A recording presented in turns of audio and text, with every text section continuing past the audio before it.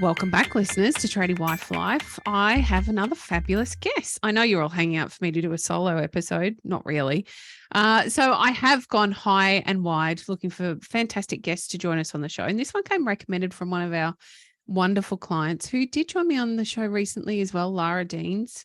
And Lara works with our guest, Katrina. They work together. Katrina is her bookkeeper. And then I got confused about how to actually introduce Katrina because she does so much more than that. So I'm going to hand over to Katrina Spinazzola. Have I said that right? Please tell me I got it right. Well done. Well done. Pressure's off now. Who is actually going to introduce herself and explain how much more she does than bookkeeping in her current business. Hello, Katrina. Hi, no pressure really. Bookkeeper is probably a good entry point, but what people think we do is probably a little bit different these days. We do look at numbers, but certainly a lot of payroll work and a lot of compliance. And when I say compliance, things like how do I know the numbers are in the right boxes? Why are they adding up correctly? Before I get it to my accountant, can I be sure that I've lodged everything correctly? So there's a whole pile of things that come out of that. There can be in the tradie world, all those other compliance things like co-invest and Incolink as well, but we tend to sort of sit there as accounting technicians, I think is a good word of where we sit. Oh, I love that. Why hasn't anybody else coined that before? Well, in Canada, that's what we would be. So bookkeeper is a very Australian sort of word. Yes. And I think we're BAS agents, but some clients don't do a BAS. So I think accounting technician, and certainly the accountants push back to us for that software. Hey, what has the client done here? Can you help us fix it kind of stage? So yeah, that's what we do. Oh, I love it. That's a great explanation. Now, your business name is KRS Consulting Group. So we're going to put that out there straight at the very beginning because people tend to then jump on the phone and be searching away. And that's how I came to be talking to you today. But most importantly, I think to your journey is how you came to be part of what you do. And that's because you started out as a training wife. Well, no, you were doing stuff well before that. Yeah. It was sort of that first stepping point in your journey. Do you want to lead us through what that looked like for you? Yeah, sure. I think it's a very similar story, I think, I gather from what a lot of your listeners. So I was at university studying a business degree, but I was doing two streams that I got to the end and went, I really don't want to work in unions and I really don't want to work in HR. It just wasn't me. I mean, I like people, but I didn't like them that much. And the numbers thing really made sense. 1 and 1 equals 2 doesn't equal 2.5. So I kind of like that. But then I met and married a tradie and had kids and kind of looked for something to work from home, which seems ridiculous now because so much is flexible and remote, but back then wasn't possible, and fell into kind of being pushed by my accountant who got me to do my husband's books and said, well, I've got a background in it. So it made the next steps quite a lot easier because there are some compliance and some education and some things we have to tick off to be licensed to do this for clients, but certainly I could do his books. And that just was a great sounding board to then grow and grow and grow to, 1 client, 5 clients, to many clients, many different clients. Yeah. It's a fascinating thing. A common theme to most of our episodes is how we kind of fall into the role of tradie wife and what that means in terms of business and then the progression. It's not like, I didn't dream of being a builder's wife when I was growing up. In fact, it never even crossed my mind that I might be doing the kind of things I used to do with him and his business. So it never appeared as a career to me, and yet it becomes a fantastic career for so many women. And then I find lots like yourself that go on to create their own businesses through what they have learned or experienced within working with their tradie. Can you tell me about those early days in that journey? Was it a really natural fit for you and your husband, or was there, like so many of us, some friction and it was a bit hard to step your way through creating the boundaries that come with running a business together? Oh, yeah, for sure. Well, especially because you're working from home and you've got kid pressure. But I think too, we're both very vocal and outspoken and we will thrash out the arguments to this day. But I think there's this nice respect of, I know he knows the technical building side, he knows I know the numbers side, but he takes a keen interest in it, which is helpful.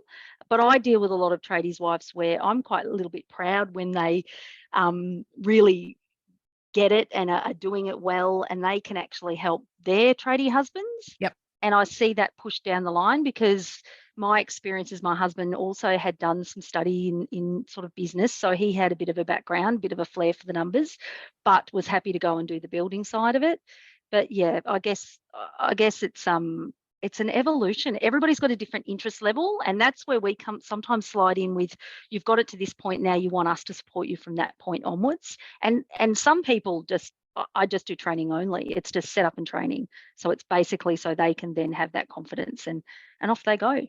That's a fascinating part of your business. I didn't know that you actually did, Katrina. So we have, and generally I find that most tradie wives start off in this journey helping out with the books. You know, I'll do the data entry, or I'll get it to the point that we hand off to a bookkeeper or an accountant so they can do their bit. It's not, for many of us, our favorite thing to do. I will hold my hand very high and say, I haven't touched our bookwork for years. I have other people do that for me because I don't enjoy it. It's not something that I love. And it's not my skill set, if I'm really honest. It's not where I excel. So I don't like to do it. And yet that is exactly where I started. I started out doing the data entry, and just about every client that we have, or the ladies that we talk to over time, started in the same position, start with the data entry, because it feels like it's the paperwork, if you like. And it feels like the most natural place where I can slot in and help out in the business to relieve some of the pressures so that the tradie can get back onto the tools and do what they do best. However, it's this precarious position where it's often not our strength and we don't really know what we're doing. So we mumble our way through.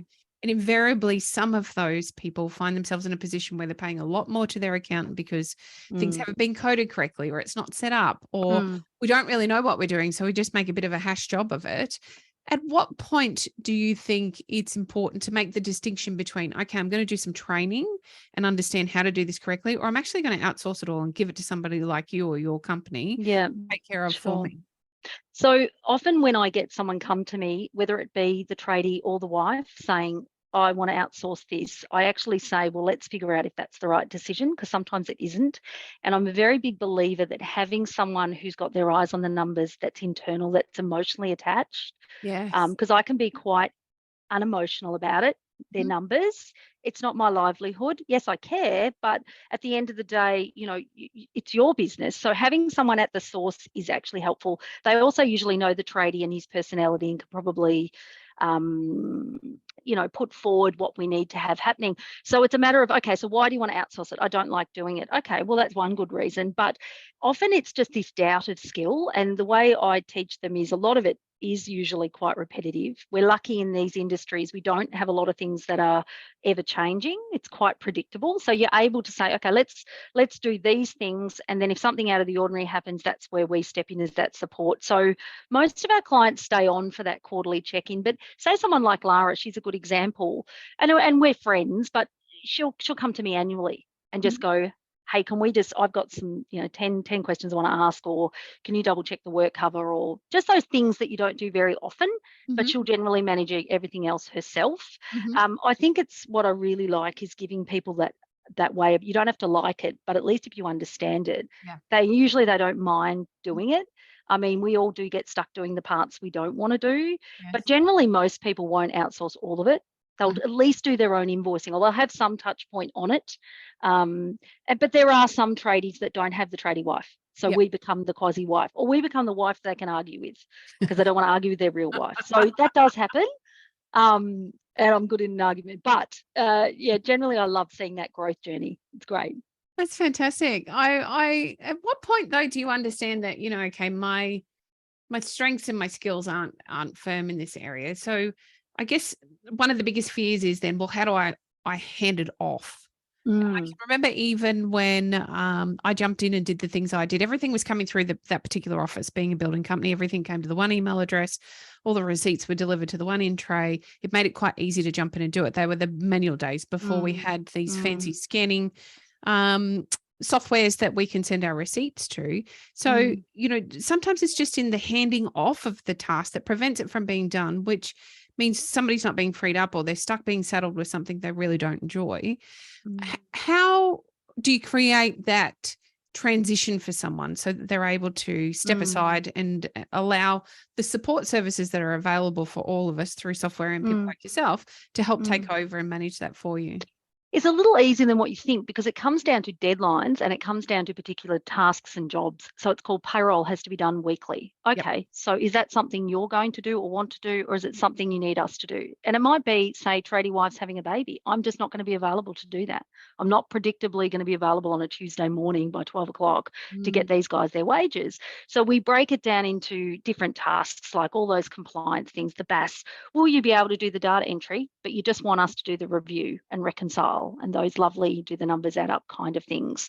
And what level of involvement you want. And sometimes I'll get the tradie come in and say, I want my wife to do my books, but she's not there. And I'm like, this is not going to work. No. So, or sometimes he'll say to me, this is a really common one. He'll say, I want my wife to do my books. And I go, yeah, but does she want to? Like, because if she doesn't want to, this is never, sorry, we need to break up right now because it's never going to work. If she wants to be taking the kids to school and, being able to stay back and watch their morning assembly rather than rushing off to do your books, well, then hang on, let's quote this. I mean, to me, if you're not going to get someone doing it internally, there's a cost saving.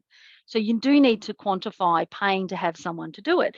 Whereas I do think that hybrid approach of doing the things that you can manage, you're at the source, you can save the money, you can have control, he can feel like you're a part of his business is really important. And just to give it all away isn't always the answer, as I said before, but there are some people that we do have to call it, this is not their strength. And if anything, they're going to cost themselves more money in fix-ups. And we don't want that either. And that's a hard conversation to have.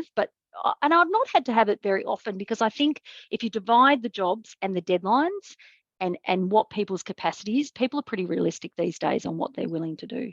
Yeah. You mentioned earlier about that emotional attachment. I think it's a really good point to raise. I've seen some big mistakes in business where business owners take their eye off the price. So they've outsourced all of their bookkeeping, their accounting, the whole lot. They're just sitting down having perhaps an annual meeting with their accountant who tells them this is what the tax story looks like. But they've taken their eye off the price and they really don't know what's going on in terms of what their cash flow looks like and what where is that money actually going? The accountant's telling me I've made a profit, but I can't see it.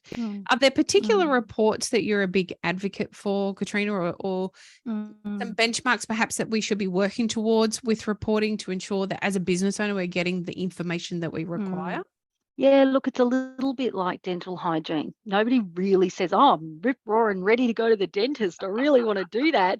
And, I've got to brush my teeth and floss. And it's the same sort of thing. We kind of say, if your data's good, right, if we can get you into a good routine that your data's fairly consistent. And I always say bookkeeping's all about consistency. If you put it in one place, always put it in that place. Equally makes it easy for us to find it if you've got it in the wrong place because you consistently put it in the wrong place.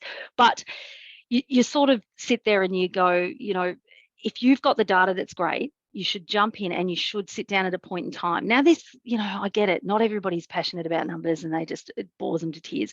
But you go, look, once a month or once a quarter at the very minimum, you should be able to feel happy enough to run some reports, profit and loss, maybe a balance sheet, and at least understand them a bit of, right, did we make money and where did it go? They're two big questions you want to be able to answer. Did we make any money and where did it go? But that's sort of looking in the rearview mirror. You also need to be able to, and the software does this quite well, look at it and go, what's coming up?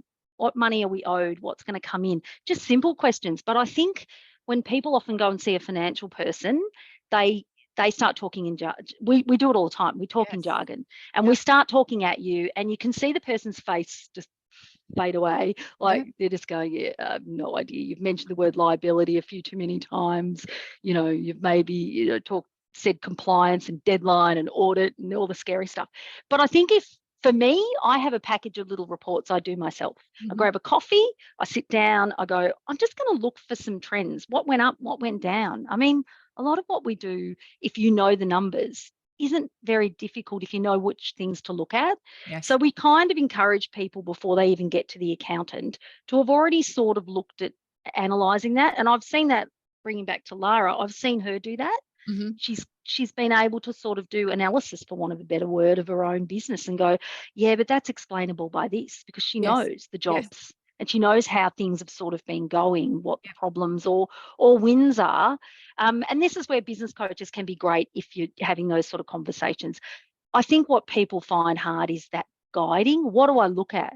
What do I run? But I do think that just getting the data isn't good enough. Yeah, Yeah. totally agree. You've brought up a fantastic point that I had made a note I wanted to talk about. I was going to be really cheeky and say, do bookkeepers talk like accountants? Because I find accountants can be really confusing to most of our clients. And I can already tell that you can naturally differentiate between the two different types of jargon, because it is a jargon, and it's no different than a tradie talking in their tradie jargon. They have their own language. They talk a specific way about what is important in their tradie world. However, clients often, it just flies over. They don't understand what a grease nipple is, or they don't understand, I don't know, I could think 400 other tradie terms. And a client doesn't understand them because that's not their real world experience. I see the same kind of trends when it comes to understanding your numbers, to knowing what you need to be looking at.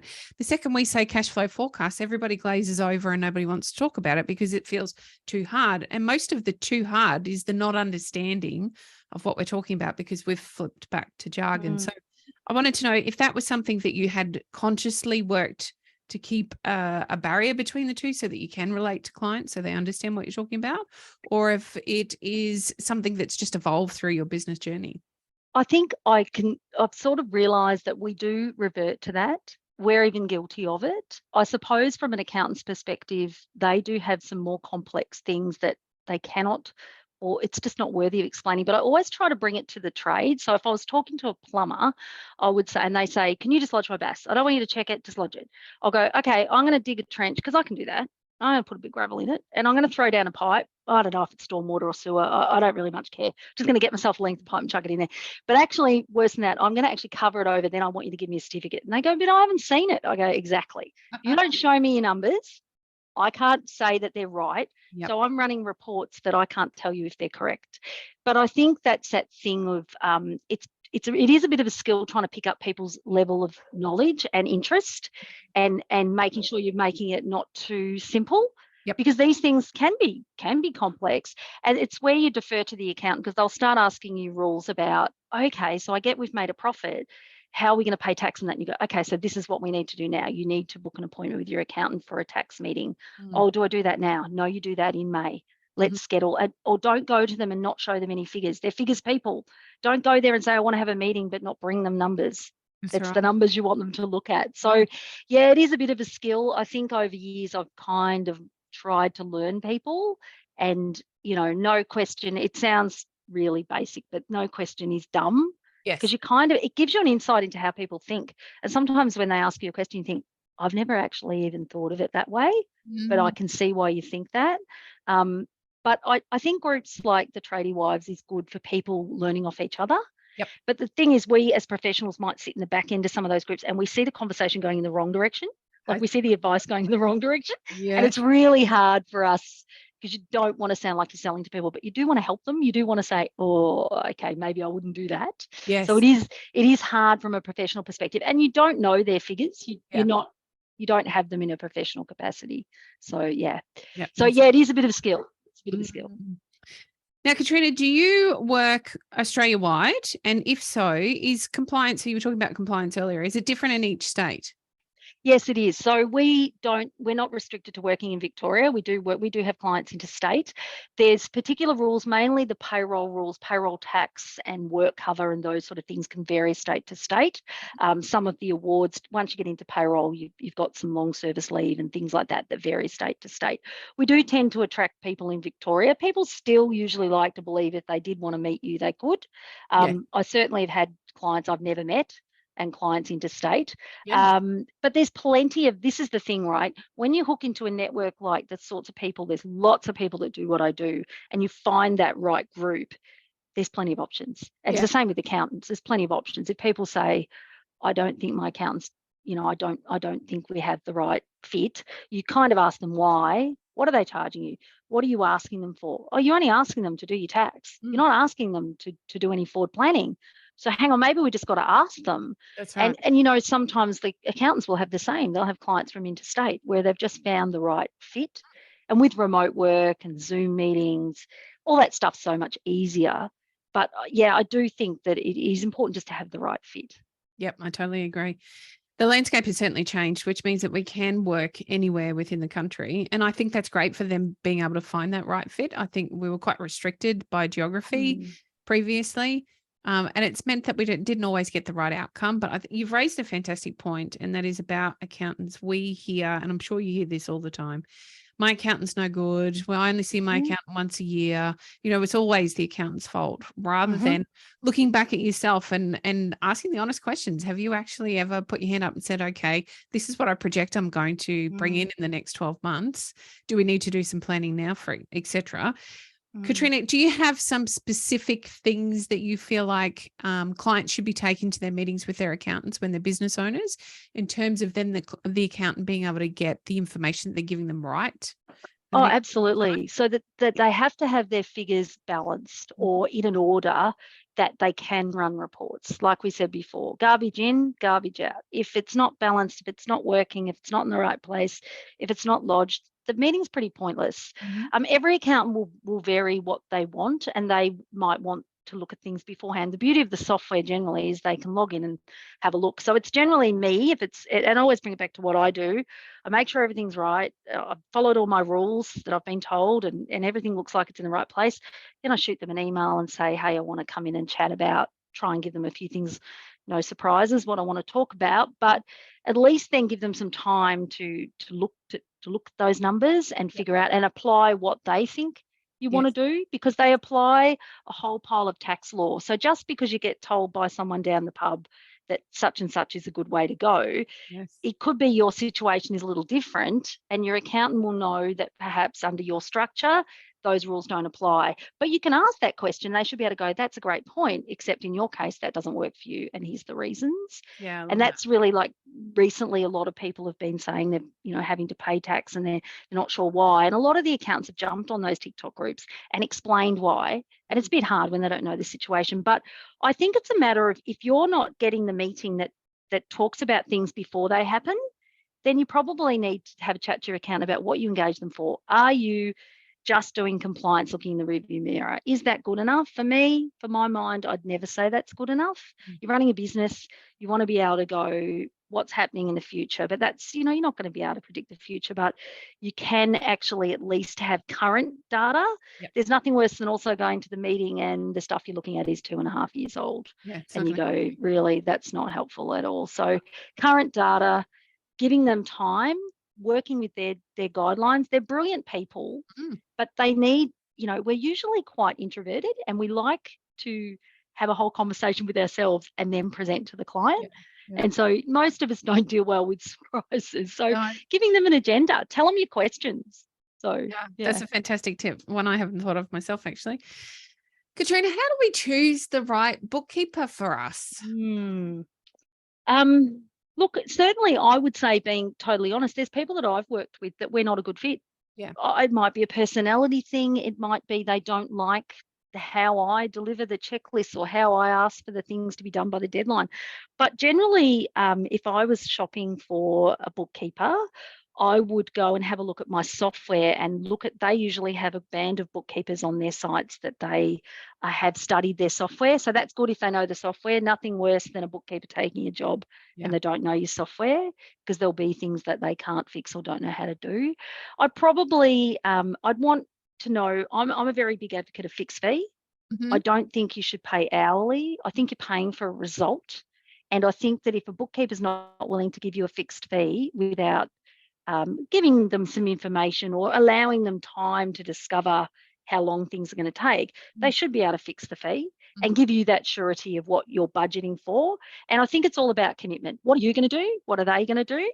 And by what time? Like, are you responsible for the data entry? When do you have to have that done? What are they going to do? And it comes down to a little bit of personality as well. I mean, nearly all bookkeepers will have those requisite skills. They've ticked off the learning, but it's just down to interviewing them, chatting to them. Usually getting a recommendation from someone who's worked with someone is good. That always works quite well. But a lot of it is personality and just, these are my boundaries, these are my deadlines, and these are what you need. I'll commit to you, you commit to me. I think if you can get that out of someone, you're doing well. You're speaking my language. I love it. Okay, I've got a curly question for you. Do you have a particular software that you prefer? Oh, it's going to be Xero, of course. I grew my business on MYOB. I was a consultant for many years, purple to the core. But times changed, software changed, Mm-hmm. Xero sort of came into the market. I will say I didn't jump on board straight away. Yeah. I was sitting on the outside going, till they've got payroll integrated, I'm not looking at it. Wow, damn me, they integrated payroll. So I kind of had to do it. And I do remember sitting in my car ringing my 2IC saying, that's it, we're going to Xero. And she's like, do you know how to use it? I said, not a clue. She went, oh, well, that's typical you. Just jump in, work it out. But I would say Xero because we do work with some MYOB mainly as conversion. So we know how to use it, but it's just not my preference. I find Xero has a lot of ability to connect with things, and we don't have those restrictions with some of the other software. They've gotten better, but I just find they do integrate. Having said that, it's not the bee's knees. You can outgrow it. You can outgrow the payroll. You can outgrow the job costing for sure. But the things that hook into it seem to do it really well. And the other software, it's all on a par now these days for money. So it's not like you're getting a better deal with anyone in particular.